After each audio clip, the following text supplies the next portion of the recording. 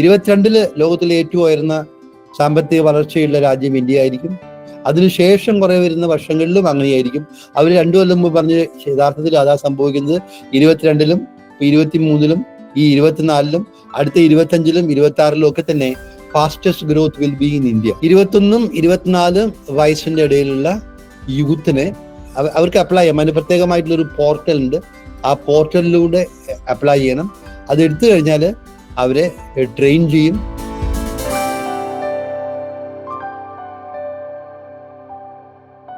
ബജറ്റിന്റെ ടൈറ്റിൽ തന്നെ കൊടുത്തിട്ടുള്ളത് budget four youth focusing on job generation എന്നുള്ളതാണ്. മറ്റുള്ള അടുത്ത കാലത്ത് നിന്നും ഉണ്ടായിട്ടില്ലാത്ത രീതിയിലാണ് ഒരു ജോബ് ജനറേഷൻ. നമ്മുടെ ഒരു തൊഴിലുറപ്പ് പദ്ധതി കൊടുന്ന സമയത്ത് ഒരു ജോബിനുള്ളൊരു ഫോക്കസ് ഉണ്ടായിരുന്നു. പക്ഷെ അതിനേക്കാളും പ്രധാനം ഇതാണ്. കാരണം തൊഴിലുറപ്പ് പണി എന്ന് പറയുമ്പോൾ പലപ്പോഴും അത് വളരെ പ്രൊഡക്റ്റീവായിട്ടുള്ള ജോബൊന്നും അല്ല. അതിന്റെ പ്രൊഡക്ടിവിറ്റി ഒക്കെ കുറവാണ്. എങ്കിലും ഒരു ആശ്വാസം എന്നുള്ള നിലയ്ക്ക്, ഒരു സേഫ്റ്റി നെറ്റ് എന്നുള്ള നിലയ്ക്കാണ് ഈ തൊഴിലുറപ്പൊക്കെ തന്നെ നൽകുന്നത്. അതിൽ സാധാരണ ജോലിയുള്ള ഒരാൾ 8 മണിക്കൂറോ 7 മണിക്കൂറോ ജോലി ചെയ്യുകയാണെങ്കിൽ തൊഴിലുറപ്പിൽ 3-4 മണിക്കൂറൊക്കെ എന്തെങ്കിലുമൊക്കെ പണി ചെയ്തിട്ട് പോണ ഏർപ്പാടൊക്കെയാണ്. പക്ഷെ ഒരു സോഷ്യൽ സേഫ്റ്റി നെറ്റ് എന്ന നിലയ്ക്ക് അതിനെ നമുക്ക് അംഗീകരിക്കേണ്ടതായിട്ടുണ്ട്. ബുദ്ധിമുട്ടുള്ള ആളുകൾക്ക് ഒരു ആശ്വാസം എന്ന നിലയ്ക്ക്. അത് it is a palliative not a cure എന്നാണ് നമ്മൾ ഇക്കണോമിക്സിൽ പറയാം. ഒരു ആശ്വാസമാണ്, ഒരു പ്രശ്നപരിഹാരമല്ല അത്. അപ്പോൾ പ്രശ്നപരിഹാരം എന്ന് പറഞ്ഞാൽ എന്താണ്? നിങ്ങളെ പോലുള്ള ചെറുപ്പക്കാർക്ക് സ്ഥിരമായിട്ടുള്ള ജോബ് ഉണ്ടാവണം, നല്ല ജോബ് ഉണ്ടാവണം, പെർമനന്റ് ജോബ് ഉണ്ടാവണം. അപ്പൊ അതിനു വേണ്ടിയിട്ട് employ India, mission employ India എന്നാണ് ബജറ്റിൽ പറഞ്ഞത്. അതിന്റെ ഫോക്കസ് എന്ന് പറഞ്ഞാൽ 3 കാര്യമാണ്. Employing the unemployed, formalising the informal, skilling the unskilled. ഈ 3 അതിൽ പ്രധാനമായിട്ടുള്ള ഫോക്കസ്. അൺഎംപ്ലോയിഡ് ആയിട്ടുള്ള ആൾക്കാർക്ക് എംപ്ലോയ്മെന്റ് കൊടുക്കുക. ഇൻഫോർമൽ ജോബ്, അൺഓർഗനൈസ്ഡ് ആയിട്ടുള്ള മേഖലകളിലാണ് നമ്മുടെ ആൾക്കാർ ജോലി ചെയ്യുന്നത്. ഇപ്പോഴും ഇന്ത്യയിൽ ഏകദേശം 82-84% ആളുകളും ജോലി ചെയ്യുന്നത് അസംഘടിതമായിട്ടുള്ള ജോലിയാണ്. അല്ലാണ്ട് എല്ലാ മാസവും ശമ്പളം കിട്ടുന്ന ജോലിയല്ല, ദിവസ കൂലികളാണ്, ചെറിയതായിട്ടുള്ള കച്ചവടമാണ്. നമ്മൾ ഏത് പട്ടണത്തിൽ പോയാലും ഫുട്പാത്തിൽ ഇരുന്നിട്ട് ആയിരക്കണക്കിന് ആളുകൾ പലതരത്തിലുള്ള കച്ചവടം ചെയ്യുന്നതൊക്കെ കാണാം. സാറിന് നമ്മൾ പറയാറുണ്ട്, ഇന്ത്യയിൽ agriculture is the largest employer, the second largest employer is the street എന്ന് പറയും. Street employ crores of people in India. പലതരത്തിലുള്ള ചെറുകിട ബിസിനസ് ഒക്കെ ചെയ്ത ആളുകൾ ജീവിതം നിലനിർത്താൻ വേണ്ടിയിട്ടുള്ള പല സംഗതികളാണ്. അതുപോലെ തന്നെ പല മാർജിനൽ എന്റർപ്രൈസസ് ഉണ്ട്, നാമമാത്രമായിട്ടുള്ള പ്രസ്ഥാനങ്ങൾ. ഞാൻ ചിലപ്പോൾ അകലെ നിന്നൊക്കെ തന്നെ ഡ്രൈവ് ചെയ്ത് വരുന്ന സമയത്ത് പതുക്കെ ഡ്രൈവ് ചെയ്ത് 2 സൈഡിലെ കാര്യങ്ങൾ ഇങ്ങനെ ഒബ്സർവ് ചെയ്യാറുണ്ട്. ഒരു തവണ പാലക്കാട് നിന്ന് വരുന്ന സമയത്ത് ഒറ്റപ്പാലം മുതൽ ഷൊർണൂർ വരെയുള്ള ഭാഗത്ത് വെറുതെ ഒന്ന് ഒബ്സർവ് ചെയ്യാൻ വേണ്ടിയിട്ട് സാർ ഇക്കോണമിസ്റ്റ് നോക്കുമ്പോൾ റോഡ് സൈഡിൽ, നല്ല മഴക്കാലത്തല്ല കേട്ടോ, വേനൽക്കാലത്താണ്, സമ്മറിൽ ഫെബ്രുവരി മാർച്ച് ആ സമയത്തൊക്കെയാണ്, റോഡ് സൈഡിൽ നിരവധി കടകളാണ്. അപ്പൊ ഒരു കടയിൽ പതുക്കെ നിന്ന് കാറ് നിർത്തിയിട്ട് അവിടെ ചെറിയൊരു തട്ടുകട, ആ തട്ടുകടയിൽ നിന്നിട്ട് ഒരു ചായ കുടിക്കാൻ വേണ്ടി പോയി. അത് കൂടുതൽ മനസ്സിലാക്കാൻ വേണ്ടിയിട്ടാണ്. അപ്പൊ തട്ടുകട എന്ന് പറഞ്ഞാൽ റോഡ് സൈഡിൽ തന്നെയാണ്. 5-6 മുള വെച്ചിട്ടുണ്ട്, അത് കെട്ടിയിട്ടുണ്ട്, ചെറിയൊരു റൂഫ് ഇട്ടിട്ടുണ്ട്. ഒരാളവിടെ ചായ, പരിപ്പ് വട മുതലായിട്ട് ചില കടികളൊക്കെ ഉണ്ട്. അപ്പൊ ഞാൻ ചോദിച്ചു, അത് മാത്രമേ ഉള്ളൂ, ചായ ഉണ്ടാക്കി അടിച്ചു തരുന്നു, നമ്മൾ ചായ കുടിക്കുന്നു. അപ്പൊ വട, അപ്പോൾ പറഞ്ഞു എൻ്റെ ഭാര്യ ഉണ്ടാക്കുന്നതാണ്, വീട്ടില് വട, ഉഴുന്ന് വട ഉണ്ടാക്കും, പരിപ്പ് വട ഉണ്ടാക്കും, അതിവിടെ കൊടുന്നു വയ്ക്കും, ഞങ്ങൾ വെക്കും. അപ്പൊ ഇവർ 2 പേരും, ഭാര്യയും ഭർത്താവും അധ്വാനിച്ചിട്ടാണ് ആ തട്ടുകട നടത്തിയിട്ട് അവർ ജീവിക്കുന്നത്. അപ്പൊ അവർക്ക് വാസ്തവത്തിൽ അന്ന് വലിയ ലാഭമൊന്നും കിട്ടണ്ട. ഒരു 10 രൂപയ്ക്ക് ചായയും ഒരു 8 രൂപയ്ക്ക് വടയും കൊടുത്തു കഴിഞ്ഞാൽ വലിയ ലാഭമൊന്നും ഉണ്ടാവില്ല. 2 പേരുടെയും അധ്വാനത്തിനുള്ള ഒരു വരുമാനം കിട്ടിയാൽ തന്നെ, കൂലി കിട്ടിയാൽ തന്നെ നല്ലൊരു പണമാവും അവിടെ. ഒരു 1500 രൂപ 2 പേർക്കും കൂടെ ഒരു ദിവസം ഉണ്ടാക്കാൻ ബുദ്ധിമുട്ടുണ്ടാവില്ല. വലിയ ശാരീരികമായിട്ടുള്ള അധ്വാനം ഒന്നും ഇല്ലല്ലോ. കൈക്കോട്ടെടുത്ത് കളയ്ക്കാൻ പോവാച്ച അങ്ങനെയല്ല. ശാരീരികമായിട്ട് അധ്വാനം പറ്റാത്ത ആളുകൾക്ക് തന്നെ ഞാൻ അത് പറയുന്നത് എന്താ വെച്ചാൽ, ഇതുമാതിരിയുള്ള ടൈനി എന്റർപ്രൈസസ്, മാർജിനൽ എന്റർപ്രൈസസ്, 1-2 ജോലി ചെയ്യുന്ന അല്ലെങ്കിൽ സെൽഫ് എംപ്ലോയിഡ് ആയിട്ടുള്ള അങ്ങനത്തെ കോടിക്കണക്കിന് സ്ഥാപനങ്ങളുണ്ട്. അതാണ് നമ്മൾ ഇൻഫോർമൽ എന്ന് പറയുന്നത്. അപ്പൊ ഇൻഫോർമൽ ആയിട്ടുള്ള, അതിപ്പോ ചെറുതായിട്ടുള്ള ബിസിനസ് ആയാലും വേണ്ടില്ല, ഒരു 5 ആൾക്കാരെ 8 ആൾക്കാരെയൊക്കെ ജോലി ചെയ്യുന്ന ബിസിനസ് ആയാലും വേണ്ടില്ല, അതില് തൊഴിലാളികൾക്കും ജോലിക്കാർക്കും തന്നെ പ്രോവിഡന്റ് ഫണ്ട് മുതലായിട്ടുള്ള ആനുകൂല്യങ്ങളോ ESI മുതലായിട്ടുള്ള ആനുകൂല്യങ്ങളൊന്നും ഉണ്ടാവില്ല. ഒരു ഫോർമലൈസ്ഡ് ആയിട്ട് ഫോർമൽ സെക്ടറിലേക്ക് വരുമ്പോൾ ഈ ആനുകൂല്യങ്ങളൊക്കെ തന്നെ ഉണ്ടാവും. അപ്പൊ ഗവൺമെന്റിന്റെ ഫോക്കസും അതെ, രാജ്യം ഇക്കണോമിക്കലി ഗ്രോ ചെയ്യുമ്പോൾ ഈ ഇൻഫോർമൽ സെക്ടറിൽ നിന്ന് കൂടുതൽ ആൾക്കാർ ഈ ഫോർമൽ സെക്ടറിലേക്ക് വരണം. അങ്ങനെയാകുമ്പോഴാണ് ഒരു മന്ത്ലി സാലറി എന്നുള്ള ഒരു സ്റ്റെബിലിറ്റി അവിടെ ഉണ്ടാവുന്നത്, ഡീസൻറ്റ് സാലറി ഉണ്ടാവുന്നത്, പ്രോവിഡന്റ് ഫണ്ട് മുതലായിട്ടുള്ള ആനുകൂല്യങ്ങളൊക്കെ തന്നെ ഉണ്ടാവുന്നത്. അതാണ് ഈ ഫോർമലൈസിങ് ദ ഇൻഫോർമലിന്റെ പ്രാധാന്യം. മൂന്നാമത് സ്കില്ലിംഗ് ദ അൺസ്കിൽഡ്. പലപ്പോഴും നമ്മുടെ നാട്ടിലെ പ്രധാനമായിട്ടൊരു പ്രോബ്ലം ഇതാണ്, പല ആളുകൾക്കും ക്വാളിഫിക്കേഷൻ ഉണ്ട് പക്ഷേ സ്കില്ലില്ല. ഡിഗ്രി സർട്ടിഫിക്കറ്റ് ഉണ്ട്, PG സർട്ടിഫിക്കറ്റ് ഉണ്ട്, അല്ലെങ്കിൽ +2 കഴിഞ്ഞിട്ടുള്ള സർട്ടിഫിക്കറ്റ്, അല്ലെങ്കിൽ എന്തെങ്കിലും ഒരു കോഴ്സിന് പോയിട്ടുള്ള സർട്ടിഫിക്കറ്റ് ഉണ്ട്. എന്തെങ്കിലും സ്കിൽ ഉണ്ടോ എന്ന് ചോദിച്ചു കഴിഞ്ഞാൽ സ്കില്ലില്ല. അതാണ് പ്രശ്നം. അക്കൗണ്ടന്റ് അക്കാഡമിയിൽ വ്യത്യാസമുണ്ട്. നിങ്ങൾ പ്രാക്ടിക്കലായിട്ടുള്ള സ്കിൽ അക്വയർ ചെയ്യുന്നുണ്ട് അവിടെ. പ്രാക്ടിക്കലായിട്ടുള്ള അക്കൗണ്ടിങ് സ്കില്ലാണ് നിങ്ങൾ അവിടെ അക്വയർ ചെയ്യുന്നത്. ഞാൻ പറയുന്നത് സാധാരണ കോളേജുകളെ പോലെയുള്ള സ്ഥാപനങ്ങളാണ്. ഒരു ഉദാഹരണം പറയാം. ഒരു 2 കൊല്ലം മുമ്പ് ഞാൻ ജോലി ചെയ്യുന്ന ജിയോജിത്ത് നിന്ന് എൻ്റെ സുഹൃത്തുക്കളെ വിളിക്കുകയാണ്. അവർ കമ്മോഡിറ്റീസ് ട്രേഡിംഗ് ഉണ്ട്. ആ കമ്മോഡിറ്റീസ് ട്രേഡിംഗ് ഡിപ്പാർട്ട്മെന്റ് എന്ന് പറയുന്നതാണ്. എന്നെ വിളിച്ചു ചോദിച്ചു, സാറേ MA പാസ്സായിട്ടുള്ള MA ഇക്കണോമിക്സ് കഴിഞ്ഞിട്ടുള്ള നല്ല മിടുക്കന്മാരോ മിടുക്കികളായിട്ടുള്ള 2-3 കുട്ടികളുണ്ടെങ്കിൽ ഇവിടേക്ക് ഇന്റർവ്യൂവിന് നേരിട്ട് വന്നോട്ടെ, വാക്ക് ഇൻ ഇന്റർവ്യൂ, അതിന് ഒരു പറഞ്ഞയക്കൂ, ഞങ്ങൾക്ക് ഇവിടെ ആവശ്യമുണ്ട്. 2-3 കാര്യങ്ങൾ അവർക്ക് പോസ്റ്റ് ഗ്രാജുവേഷൻ ഇക്കണോമിക്സ് കമ്പൽസറി ഒന്നുമില്ല, ഡിഗ്രി ആയാലും മതി, പോസ്റ്റ് ഗ്രാജുവേഷൻ ഉണ്ടെങ്കിൽ ഡിസൈറബിൾ ആണ് എന്ന് പറഞ്ഞു. പക്ഷേ ഇന്ന സ്കില്ലുകൾ വേണം, ഇന്ന കാര്യങ്ങളെ കുറിച്ച് അറിയണം അവർക്ക് എന്ന് പറഞ്ഞു. ഞാൻ പറഞ്ഞു ഞാൻ ആളെ വിടാം, കാരണം ഞാൻ കോളേജിൽ നിന്നൊക്കെ പോകുന്നുണ്ട് കുറെ വർഷങ്ങളായി, 12 വർഷമായി. പക്ഷെ മാർജേഴ്സ് കോളേജിൽ, കൊച്ചി എറണാകുളത്തെ മാർജേഴ്സ് കോളേജിൽ എൻ്റെ ഫ്രണ്ട്സ് ഉണ്ട്. അവിടുത്തെ ഹെഡ് ഓഫ് ദി ഡിപ്പാർട്ട്മെന്റ് ഞാൻ വിളിച്ചു. അയാൾ വിളിച്ചിട്ട് പറഞ്ഞു, ഇങ്ങനെ ജീവിതത്തിൽ ജോബ് ഓഫേഴ്സ് ഉണ്ട്, നിങ്ങളുടെ കുട്ടികളുണ്ടെങ്കിൽ വിട്ടോളൂ എന്ന് പറഞ്ഞു. അപ്പൊ അയാൾ ഈ ജോബ് റിക്വയർമെന്റ്സ് നോക്കിയിട്ട് പറഞ്ഞു, സാറേ MA ഇക്കണോമിക്സ് കഴിഞ്ഞ് ഫസ്റ്റ് ക്ലാസ്സിലുള്ള കുട്ടികൾ 2-3 പേരുണ്ട് ഇവിടെ, പക്ഷേ ഈ ജോബിന് റിക്വയർമെന്റ് എന്ന് പറയുന്ന സ്കിൽ ഉണ്ടല്ലോ, ആ സ്കിൽ അവർക്കില്ല. MA ഇക്കണോമിക്സ് സർട്ടിഫിക്കറ്റ് ഉണ്ടെന്ന് മാത്രം. അപ്പൊ പല ജോലിയിലുള്ള പ്രോബ്ലം, പല ഡിഗ്രിയിലുള്ള പ്രോബ്ലമാണ്. ഡിഗ്രി ഉണ്ട്, വേണ്ട ആ ഒരു നൈപുണ്യം എന്ന് പറയില്ലേ, സ്കിൽ എന്ന് പറയുന്ന നൈപുണ്യമാണ്. ആ നൈപുണ്യം ഇല്ല, സ്കില്ലില്ല എന്നുള്ളതാണ്. അപ്പൊ ഇപ്പൊ പൊതുവെ എല്ലാ കമ്പനികളുടെയും പ്രോബ്ലം അതാണ്. ഇപ്പൊ വലിയ കമ്പനികളൊക്കെ തന്നെ, ഞാനൊരു 2 കൊല്ലം മുമ്പാണ് എൻ്റെ ഓർമ്മ, TCS ഒരു CNBC-യിലെ ഒരു TV-യിലെ CNBC ചാനലിലൊരു ഡിസ്കഷനാണ്. അതില് അവരുടെ TCS-ന്റെ ടാറ്റ കൺസൾട്ടൻസി കമ്പനി 7 ലക്ഷത്തോളം ആളുകളെ ജോലി എംപ്ലോയ്മെന്റ് ഉണ്ടാക്കിയിട്ടുള്ള 7 ലക്ഷം ആളുകൾ ജോലി ചെയ്യുന്ന കമ്പനിയാണ് TCS. ചെറുപ്പക്കാരൻ, ശരാശരി പ്രായം എന്ന് പറഞ്ഞാൽ 29-30 ഒക്കെ ഉണ്ടാവും. അതിലത്തെ CHR, chief of human resources പറയാണ്, ഞങ്ങൾക്ക് പുതുതായിട്ട് വരുന്ന ഗ്രാജുവേറ്റ്സ്, എഞ്ചിനീയറിംഗ് ഗ്രാജുവേറ്റ്സ് എടുക്കുകയാണെങ്കിൽ അതിൽ ഒരു 30 to 35% എംപ്ലോയബിൾ അല്ല എന്ന് പറഞ്ഞു. എഞ്ചിനീയറിംഗ് ഗ്രാജുവേറ്റ്സ് ആണ്, എംപ്ലോയബിലിറ്റി ഇല്ല, ജോലിക്ക് വെക്കാൻ അവർക്ക് സ്കില്ല് വേണ്ടേ, എംപ്ലോയബിലിറ്റി ഇല്ല. ഇൻഡസ്ട്രിക്ക് എന്താണോ സ്കിൽ സെറ്റ്സ് ആവശ്യമായിട്ടുള്ളത് ആ സ്കിൽ അവർക്കില്ല. അവർക്ക് ഡിഗ്രി സർട്ടിഫിക്കറ്റ് ഉണ്ട് കയ്യിൽ, കോളേജിൽ പഠിച്ചിട്ടുള്ള കാര്യങ്ങളുണ്ട്, കോളേജിൽ സിലബസ് അനുസരിച്ച് പഠിപ്പിക്കാനും ചെയ്യാം. അപ്പൊ ഈ ഒരു സ്കിൽ ഗ്യാപ്പ് അതാണ് എംപ്ലോയബിലിറ്റി പ്രോബ്ലം ഉണ്ടാക്കുന്നത്. സ്കിൽ ഡെഫിസിറ്റ് ആണ് ഈ പ്രോബ്ലം ഉണ്ടാക്കുന്നത്. അപ്പൊ ഇൻഡസ്ട്രീന്റെ പ്രധാനമായിട്ടുള്ള ഒരു കംപ്ലൈന്റ് ഇതായിരുന്നു, ഞങ്ങൾക്ക് കിട്ടുന്ന ഹ്യൂമൻ റിസോഴ്സസ് ഹ്യൂമൻ ബീയിങ്സ് ആണ്, അവര് ഹ്യൂമൻ ബീയിങ്സ് ആണ്, ചെറുപ്പക്കാരാണ്, ശരിയാണ്, പക്ഷേ വേണ്ട സ്കില്ലില്ല എന്നുള്ളതാണ്.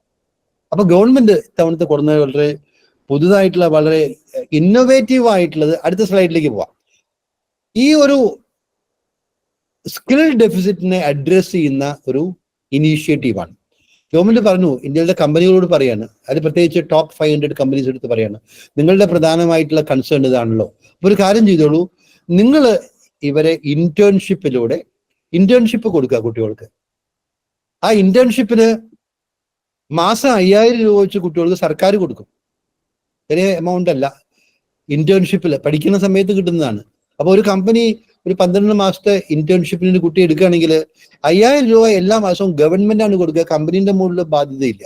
കമ്പനികൾ കൊടുക്കണം എന്ന് പറഞ്ഞാൽ കമ്പനികൾക്ക് താല്പര്യം ഉണ്ടാവില്ല, കാരണം വെറുതെ ട്രെയിനിങ്ങിന് കാശ് ചെലവാക്കി അവർക്ക് ആ ട്രെയിനിങ് കഴിഞ്ഞിട്ടില്ല ഗുണം ഉണ്ടാവുന്നുള്ളൂ. അപ്പൊ കമ്പനികൾക്ക് ഒരു ഇൻസെന്റീവ് ആക്കാൻ വേണ്ടിയിട്ട് 5000 rupees മന്ത്ലി അലവൻസ് ഇന്റേൺഷിപ്പ്, അത് കൂടാണ്ട് 6000 ഒരു വൺ ടൈം എമൗണ്ട്, ആദ്യം 6000 രൂപ പുതിയൊരു ഇന്റേൺഷിപ്പിലേക്ക് പോവുകയാണെങ്കിൽ ഡ്രസ്സും കാര്യങ്ങളൊക്കെ വേണ്ടി വരും. അപ്പൊ 6000 രൂപ സർക്കാർ കൊടുക്കും വൺ ടൈം പേയ്മെന്റ് ആയിട്ട്. അതിന് പുറമെ 5000 രൂപ എല്ലാ മാസവും വെച്ചിട്ട് ഒരു കൊല്ലം 12 മാസം സർക്കാർ കൊടുക്കും. കമ്പനികൾക്ക് അതിന്റെ ബാധ്യതയില്ല. ഫൈനാൻഷ്യൽ ബാധ്യതയില്ല. കമ്പനികൾ ഒരു കാര്യം മാത്രമേ ചെയ്യേണ്ടതായിട്ടുള്ളൂ, കമ്പനികൾ ഇവരെ ഇന്റേൺഷിപ്പ് കൊടുത്ത് ട്രെയിൻ ചെയ്യുക. ആ കമ്പനീന്റെ സ്പെസിഫിക് ആയിട്ടുള്ള ജോബ് റിക്വയർമെന്റ്സ് ഉണ്ടല്ലോ, കമ്പനികൾ എന്താണ് ചെയ്യുന്നത്. ഇപ്പൊ ജിയോയിലൊക്കെ തന്നെ ചിലപ്പോൾ ഇന്റേൺഷിപ്പിന് കുട്ടികൾ വരാറുണ്ട്. ഇപ്പൊ ജിയോയിലെ തൃശ്ശൂർ ബ്രാഞ്ചില്, തിരുവനന്തപുരത്ത്, കൊച്ചിയിലൊക്കെ തന്നെ ഞാൻ എല്ലാ കൊല്ലവും 2-3 കുട്ടികൾക്കൊക്കെ തന്നെ ഇന്റേൺഷിപ്പ് അറേഞ്ച് ചെയ്ത് കൊടുക്കാറുണ്ട്. ഇപ്പൊ ജോൺ മത്തായി സെന്ററിൽ നിന്ന് MA കഴിഞ്ഞിട്ടുള്ള ഒരു കുട്ടിയായിരുന്നു, ഒന്ന് തിരുവനന്തപുരത്ത് നിന്ന് ഏത് സ്ഥലത്തെ MBA കഴിഞ്ഞിട്ടുള്ള കുട്ടിയായിരുന്നു. അവരെ ഇന്റേൺഷിപ്പ് വെച്ചാൽ അവരുടെ എക്സ്പെൻസിൽ, അതായത് കമ്പനിയിൽ പോയിട്ട് കമ്പനി ഒരു കാര്യം മാത്രമേ ചെയ്യുള്ളൂ, അവരുടെ ജിയോയിന്റെ ഹെഡ് ഓഫീസിലോ അല്ലെങ്കിൽ ബ്രാഞ്ചിലോ പോവാം. ഇപ്പൊ 2 കുട്ടികളും ബ്രാഞ്ചിലാണ് പോയത്.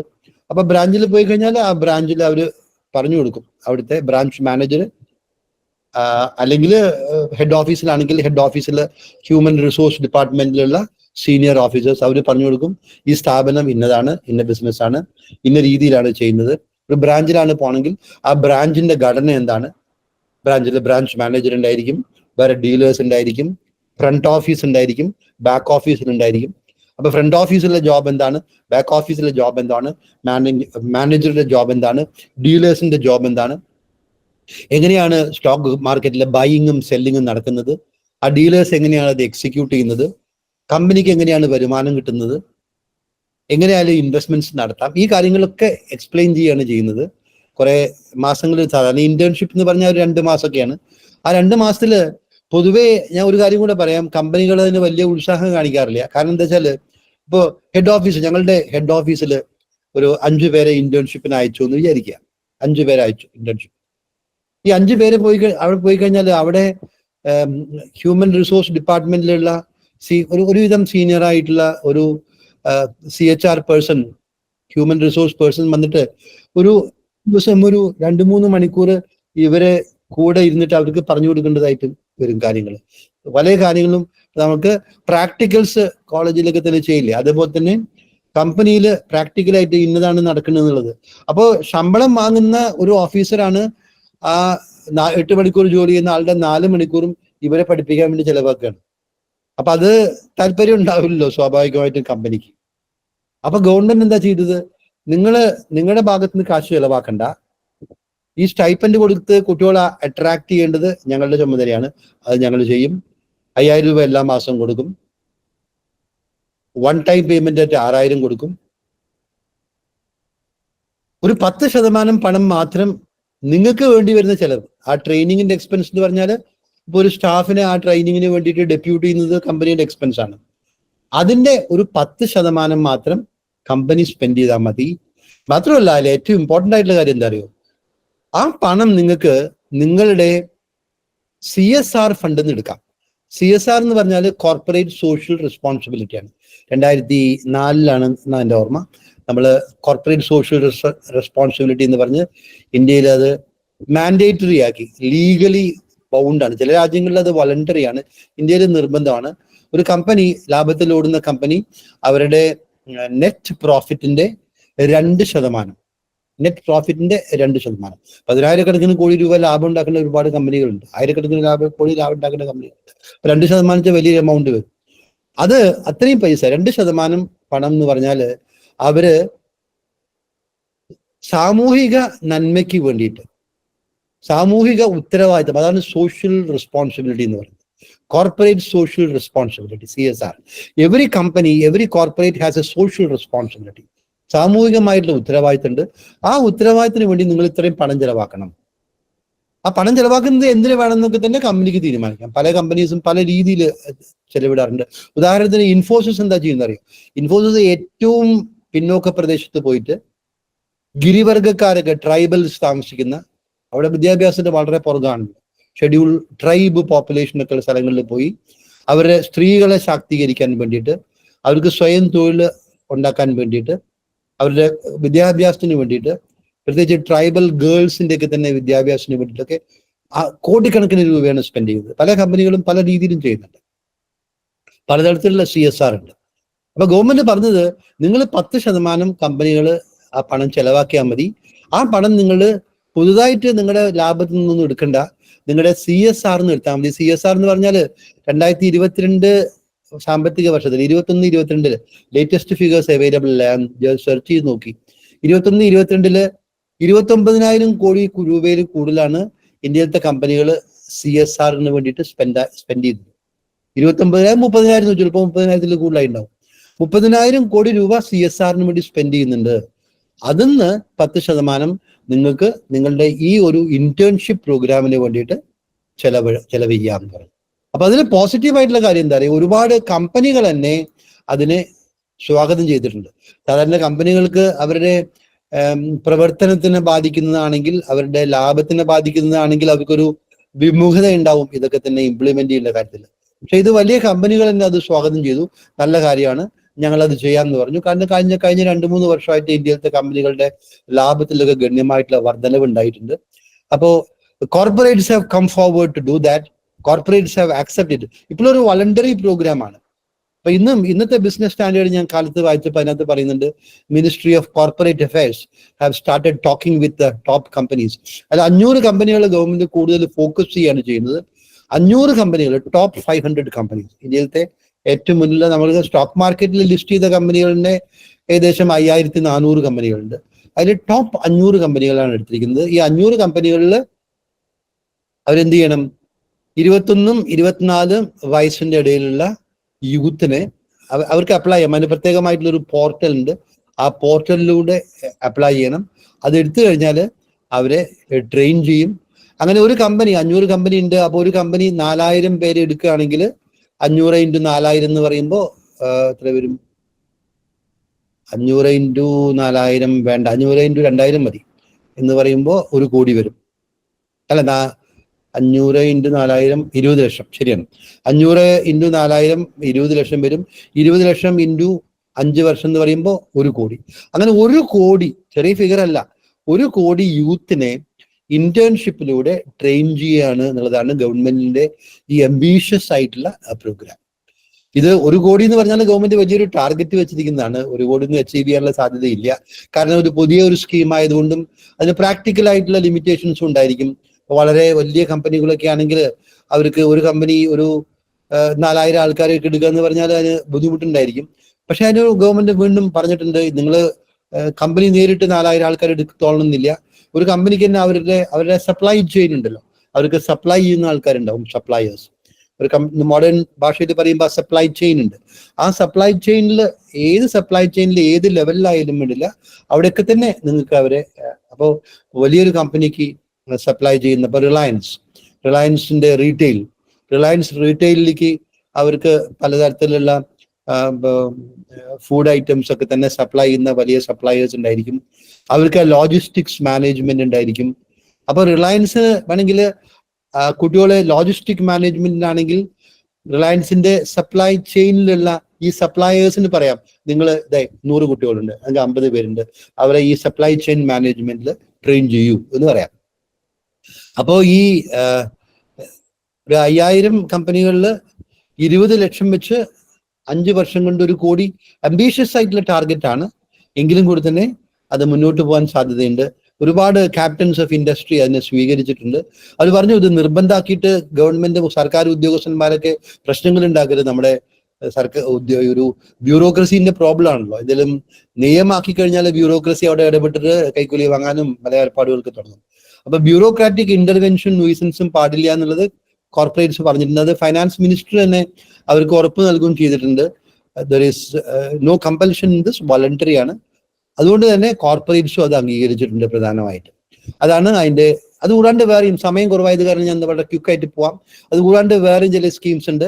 1 മാസത്തെ സാലറി സബ്സിഡി ആയിട്ട് കൊടുക്കുന്നുണ്ട്, മാക്സിമം 15,000 രൂപ വരെ 3 ഇൻസ്റ്റാൾമെന്റ് ആയിട്ട് കൊടുക്കും.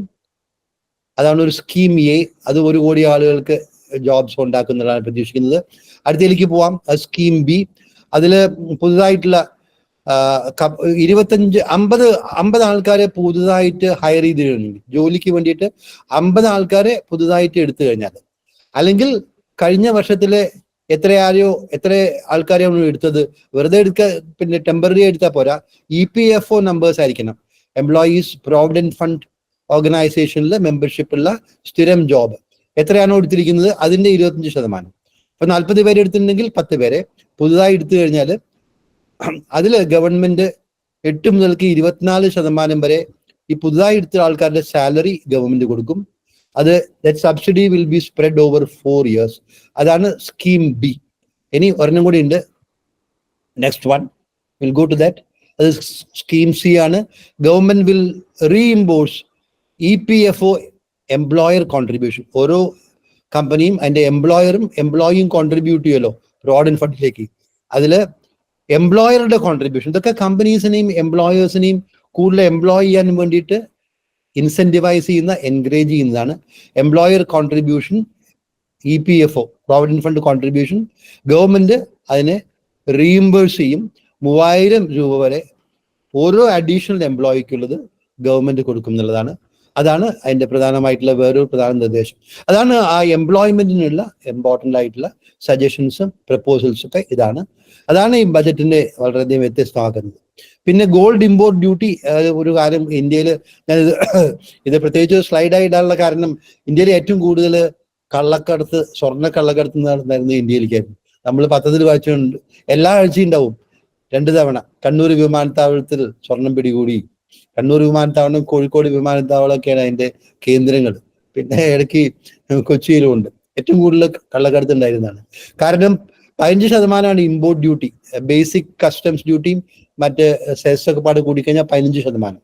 അപ്പോൾ ഇന്ത്യയിലത്തെ പിന്നെ വിലയും അന്തർദേശീയ വിലയും സ്വർണത്തില് 15% വ്യത്യാസം ഉണ്ടെങ്കിൽ അത് കള്ളക്കടത്ത് നടത്തി കഴിഞ്ഞാൽ 15% വ്യത്യാസം കിട്ടുകയാണ് ചെയ്യുന്നത്. 1 കോടിന്റെ സ്വർണം കൊടുത്തു കഴിഞ്ഞാൽ ഉടനെ 15 ലക്ഷം കിട്ടി. അപ്പൊ ഒരു 100 തവണ കൊടുത്തു കഴിഞ്ഞാൽ 10 തവണ പിടിച്ചാലും വേണ്ടില്ല, അപ്പോഴും ലാഭമാണ്. അതാണ് സ്മഗ്ലിങ്ങിന്റെ റിസ്ക് മാനേജ്മെന്റ്. സ്മഗ്ലേഴ്സിന് ഒരു റിസ്ക് മാനേജ്മെന്റ് ഒക്കെ തന്നെയുണ്ട്. അപ്പൊ അതിനെ ഡിസ്കറേജ് ചെയ്യാൻ വേണ്ടിയിട്ടാണ് ഗവൺമെന്റ് ഇമ്പോർട്ട് ഡ്യൂട്ടിനെ 15% 6% കുറച്ചു. അത് അതിന്റെ ഉദ്ദേശം just to reduce the smuggling. Smuggling will certainly come down. ഇതാണ് ബജറ്റിന്റെ പ്രധാനമായിട്ടുള്ള കാര്യങ്ങൾ. 1-2 കാര്യങ്ങൾ പറഞ്ഞിട്ട് ഞാൻ കൺക്ലൂഡ് ചെയ്യാം. ഇതൊരു അതൊരു ഇക്കോണമിസ്റ്റ് പത്രത്തിൽ വന്നിട്ടുള്ള ആർട്ടിക്കിൾ, അതിലൊരു പ്രധാനമായിട്ടുള്ള ലൈനായിരുന്നു. എനിക്കത് വളരെയധികം ശ്രദ്ധേയമായി തോന്നിയത് കൊണ്ടാണ് ഞാൻ ഇവിടെ അത് പ്രത്യേകിച്ചിട്ടിരിക്കുന്നത്. അത് വായിച്ചോളൂ നിങ്ങൾ, ഞാനും വായിക്കാതെ. A novel confluence of forces stand to transform the Indian economy over the next decade, improving the lives of 1.4 billion people and transforming the balance of power in Asia. As the country, India, emerges from the pandemic, however, a new pattern is visible. It is unlike anything you have seen before. These changes explain why India is slated to be the fastest growing big economy in the world in 2022 and has a chance of holding on that title for many years. ഇത് 2 കൊല്ലം മുമ്പ് എഴുതിയതാണ്. ആ പറഞ്ഞത് 100% സത്യമായി വന്നു. അതുകൊണ്ടാണ് ഞാൻ അന്നേ ഇത് ശരിയാവുന്നുള്ള തോന്നൽ കാരണം അത് പ്രത്യേകിച്ച് എഴുതി വെച്ചിരുന്നു. ഇന്ത്യയിൽ വലിയ മാറ്റങ്ങൾ, അടുത്ത കാലത്ത് ഉണ്ടായിട്ടുള്ള മാറ്റങ്ങളെ കുറിച്ചാണ് ഇക്കോണമിസ്റ്റ് പത്രം പറഞ്ഞത്. വലിയ മാറ്റങ്ങൾ, പരിഷ്കാരങ്ങൾ ഇന്ത്യയിൽ ഉണ്ടായിക്കൊണ്ടിരിക്കുന്നുണ്ട്. അതിന്റെ ഫലമായിട്ട് വലിയൊരു മാറ്റം, ഒരു മേജർ ട്രാൻസ്ഫോർമേഷൻ ആണ് ഇന്ത്യയിൽ ഉണ്ടായിക്കൊണ്ടിരിക്കുന്നത്. ഈ ട്രാൻസ്ഫോർമേഷന്റെ ഫലമായിട്ട് ഈ ലേഖനം എഴുതിയ ഇക്കോണമിസ്റ്റ് എന്ന് വെച്ചാൽ ലോകപ്രസിദ്ധമായിട്ടുള്ള പിന്നെ മാഗസീനാണ് കേട്ടോ, red all over the world. ഞാൻ സ്ഥിരമായിട്ട് വായിക്കുന്നതാണ്. അപ്പോൾ ഇക്കോണമിസ്റ്റ് പത്രം പറഞ്ഞത് ഈ വർഷം, അതായത് 22-ലാണ് പറഞ്ഞത് കേട്ടോ. 22 ലോകത്തിലെ ഏറ്റവും ഉയർന്ന സാമ്പത്തിക വളർച്ചയുള്ള രാജ്യം ഇന്ത്യ ആയിരിക്കും. അതിനുശേഷം കുറെ വരുന്ന വർഷങ്ങളിലും അങ്ങനെയായിരിക്കും. അവർ 2 കൊല്ലം മുമ്പ് പറഞ്ഞ് യഥാർത്ഥത്തിൽ അതാ സംഭവിക്കുന്നത്. 22-ലും 23-ലും 24-ലും അടുത്ത 25-ലും 26-ലും ഒക്കെ തന്നെ fastest growth will be in India. അതാണ് സംഭവിച്ചുകൊണ്ടിരിക്കുന്ന മാറ്റങ്ങൾ. ആ മാറ്റങ്ങളുടെ ഒരു പ്രധാനമായിട്ടുള്ള ഒരു ഭാഗമായിരുന്നു നമ്മുടെ കുറെ വർഷമായിട്ടുള്ള ബജറ്റും ഫിസ്ക്കൽ പോളിസിയും ഒക്കെ തന്നെ. 22-ല് ലോകത്തിലെ ഏറ്റവും ഉയർന്ന സാമ്പത്തിക വളർച്ചയുള്ള രാജ്യം ഇന്ത്യ ആയിരിക്കും. അതിനുശേഷം കുറെ വരുന്ന വർഷങ്ങളിലും അങ്ങനെയായിരിക്കും. അവർ 2 കൊല്ലം മുമ്പ് പറഞ്ഞ് യഥാർത്ഥത്തിൽ അതാ സംഭവിക്കുന്നത്. 22-ലും 23-ലും 24-ലും അടുത്ത 25-ലും 26-ലും ഒക്കെ തന്നെ fastest growth will be in India. അതാണ് സംഭവിച്ചുകൊണ്ടിരിക്കുന്ന മാറ്റങ്ങൾ. ആ മാറ്റങ്ങളുടെ ഒരു പ്രധാനമായിട്ടുള്ള ഒരു ഭാഗമായിരുന്നു നമ്മുടെ കുറെ വർഷമായിട്ടുള്ള ബജറ്റും ഫിസ്ക്കൽ പോളിസിയും ഒക്കെ തന്നെ.